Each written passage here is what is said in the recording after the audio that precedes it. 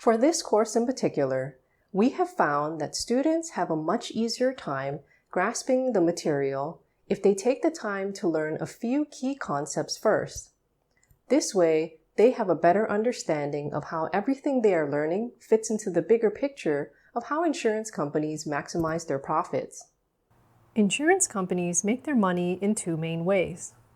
The first type of income is called their underwriting income or loss, and it refers to the money they make or lose through their day-to-day business of selling insurance. Like any other company, insurance companies can make a profit if they bring in more money through sales than they spend on their business expenses.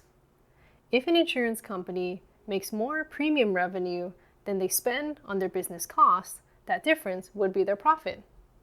Some insurance companies actually operate at an underwriting loss, meaning they spend more on their claims and business expenses than they bring in premium money.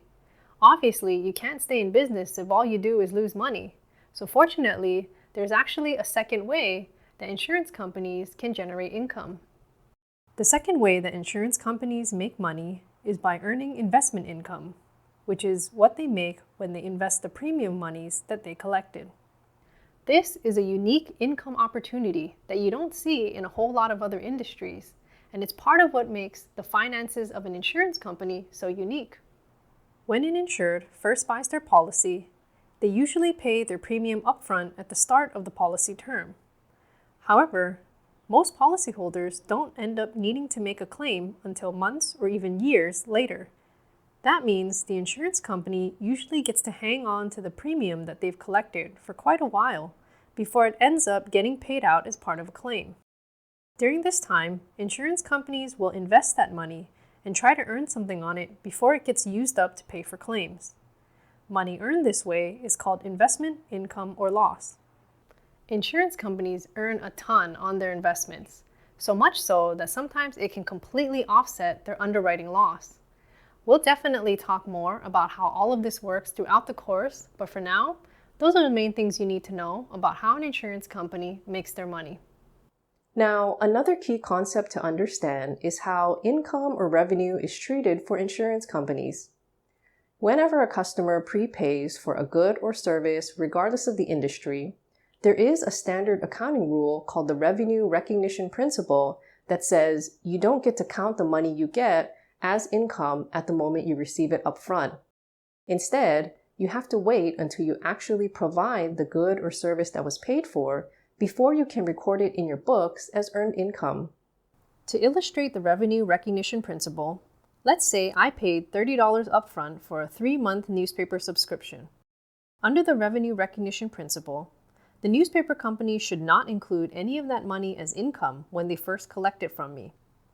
Instead, the revenue recognition rule says they should recognize $10 each month as that month goes by and the newspaper company has earned the money by delivering my newspapers.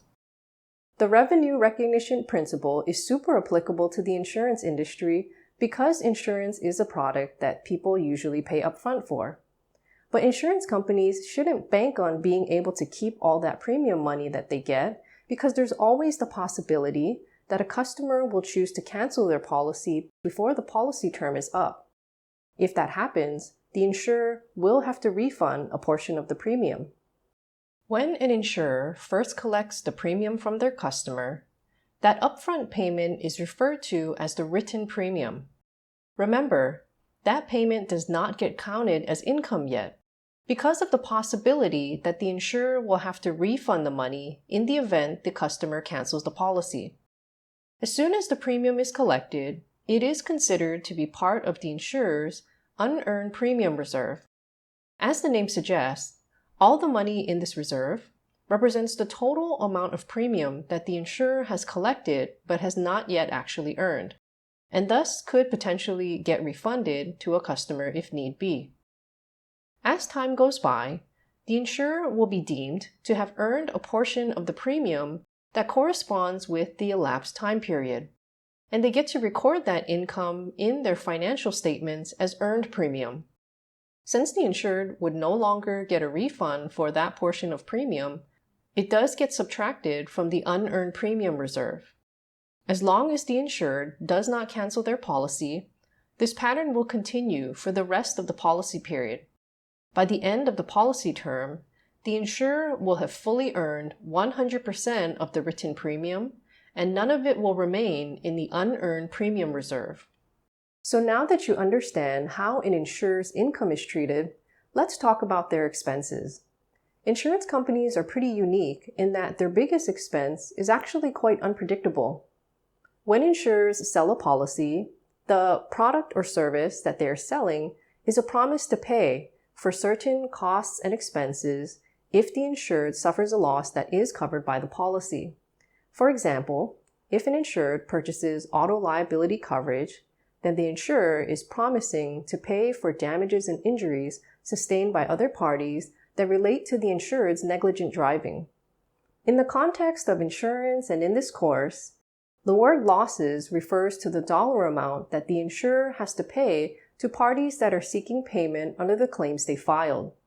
For example, if an insurer is paying $1 million in losses, it basically means they're making $1 million in claim payments. For insurance companies, their losses are their biggest expense by far. But besides paying for the actual damage amount or claim amount itself, insurers will sometimes incur other costs too that relate to the adjusting or handling of a claim. This includes any additional expenses that involve investigating, processing, or defending the case. For example, if a third party sued the insured for injuries they sustained stemming from the insured's negligence, the insurance company might end up paying an additional $50,000 for attorney's fees to defend the insured in court, on top of paying $300,000 to settle the claim. Those extra expenses are referred to as loss adjustment expenses, or LAE. For every day that goes by, insurers will try to have an estimate of how many of their customers will have losses that day and how much those losses will cost them. The insurer will then set aside money to make sure they have cash on hand to pay for the losses as soon as the claims come in. This money that gets set aside is referred to as the insurer's incurred loss reserves. Insurers will also try to estimate how much they will spend on LAE and set aside money for those costs as well. The money set aside for that is referred to as the LAE reserves. Losses and LAE are considered expenses, so anytime an insurer adds to their reserves, that is considered an increase in expenses that ultimately translates to a reduction to their profits. In the end, for any company to be profitable, they have to bring in more in revenue than they pay out in expenses.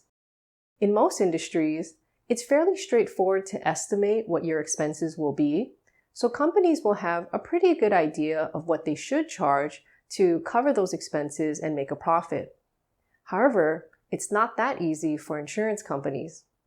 Again, losses are the biggest expense for insurers by far, but it's impossible for them to know ahead of time for sure how much they'll have to pay out in losses. For example, if an insurer sells a policy to a new auto customer, they have no idea how many accidents that customer will have or how severe or costly those accidents will be.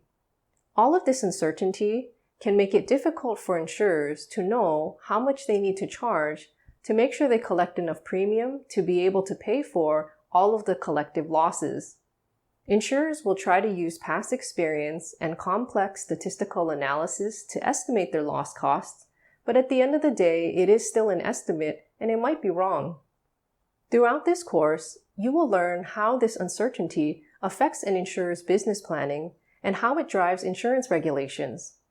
The government wants to make sure that insurance companies fulfill their promises to pay for covered losses, so they'll take various measures to ensure that insurance companies set aside enough extra money on top of what they set aside as their reserves, just in case the insurer underestimated their losses.